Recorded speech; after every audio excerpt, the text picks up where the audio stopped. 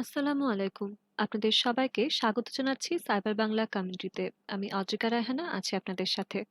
আমাদের cryptography for cyber security সিরিজের দ্বিতীয় পর্বের আলোচ্য বিষয়গুলি হলো what is cryptography, words used in cryptography and types of cryptography.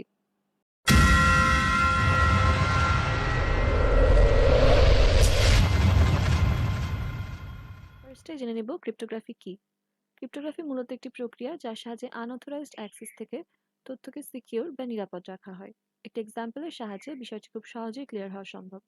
মনে করি এ তার বন্ধু বি কে একটি মেসেজ পাঠাতে চায় এবং এ চায় মেসেজটি যেন সিকিউর থাকুক, কিন্তু মাঝপথে সি নামে একজন ব্যক্তি আছে যে সহজে তাদের মেসেজটি অ্যাক্সেস করতে পারে।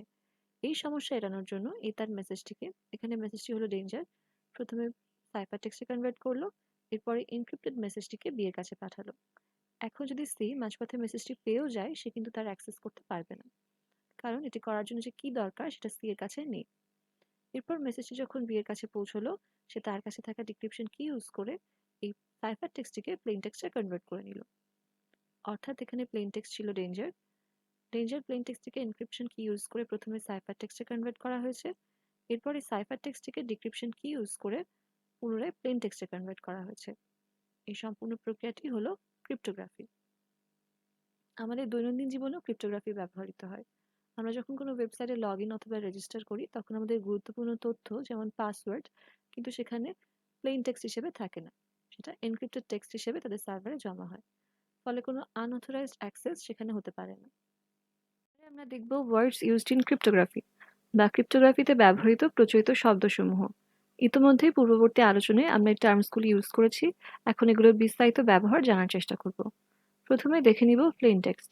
প্লেন টেক্সট হলো ইজিলি রিডেবল টেক্সট, অর্থাৎ এটাকে সহজেই পাঠ করা যায় বা রিড করা যায়। আমাদের এক্সাম্পল ডেঞ্জারকে দেখতে পাচ্ছি, যেটা সহজেই রিডেবল একটা টেক্সট, এটাকে পড়তে কোনো বেগ পেতে হচ্ছে না। এরপর আসছে সাইফার টেক্সট।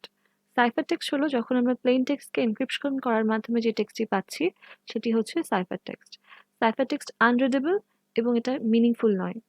যেমন এখানে জিডিকিউ জেইচিউ, এটা কোনো অর্থপূর্ণ শব্দ বা টেক্সট নয়। এরপরে দেখছি কি। কি মূলত একটি রুলস যার সাহায্যে আমরা কোনো একটা সাইফার টেক্সটকে এনক্রিপ্ট বা ডিক্রিপ্ট করে থাকি।